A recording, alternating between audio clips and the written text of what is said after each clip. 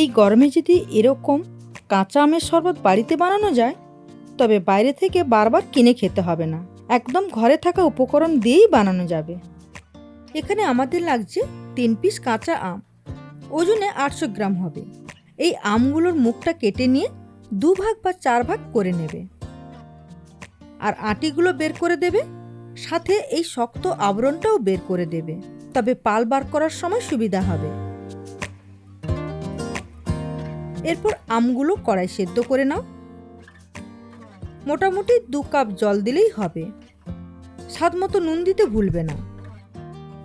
এরপর অল্প নাড়াচাড়া করে ঢাকা দিয়ে 10 মিনিটের মতো ফুটতে দাও। আচ্ছা, এখানে বলি, আমি আমগুলো সেদ্ধ করছি। তোমরা চাইলে গ্যাসে বা কাঠের আগুনে পুড়িয়েও করতে পারো।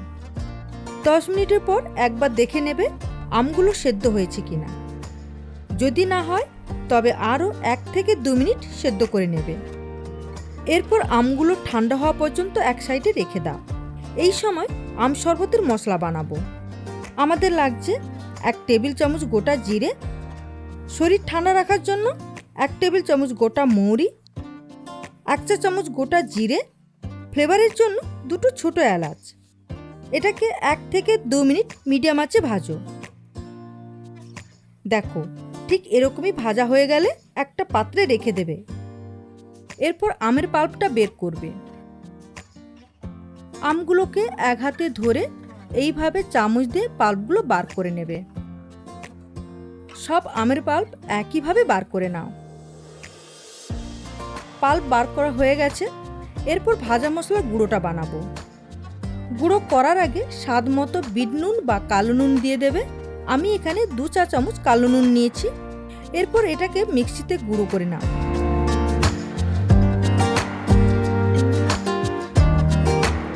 দেখো কি সুন্দরভাবে এই মিক্সিতে গুঁড়ো হয়ে গেছে। এটাকে একটা বাটিতে বার করে নেবে। এরপর আর একটা মিক্সি জারে আমের পাল্পগুলো দিয়ে দাও।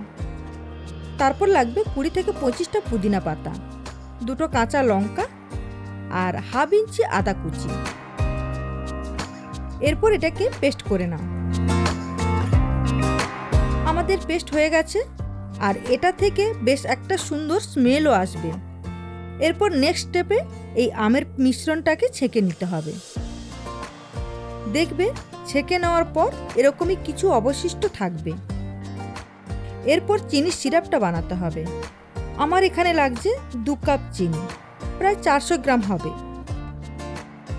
আর ওই কাপেরই 2 কাপ জল। মানে যত কাপ চিনি তত কাপ জল। এটাকে মিডিয়াম আঁচে ফোটাও যতক্ষণ না চিনিটা গলে যাচ্ছে।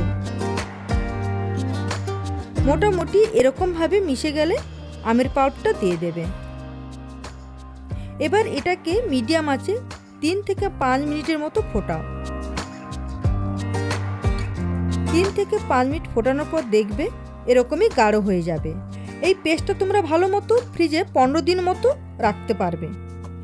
প্রথমে করে রাখা মশলার গুঁড়ো হাফ চা চামচ দিয়ে দাও। তারপর পাতিলেবুর রস, কয়েকটা বরফের কিউব, আমের মিশ্রণ 4 টেবিল চামচ, আর শেষে ঠান্ডা জল বা নর্মাল জল। ব্যাস তৈরি হয়ে গেল আমাদের শরবত। এটা তোমরা আজই বাড়িতে বানিও আর আমায় জানিও কেমন হয়েছে খেতে। আজ এতটাই, আবার দেখা হবে অন্য কোনো রেসিপির সাথে। আমি শোভা, তোমরা দেখছিলে স্বাদের আনন্দ।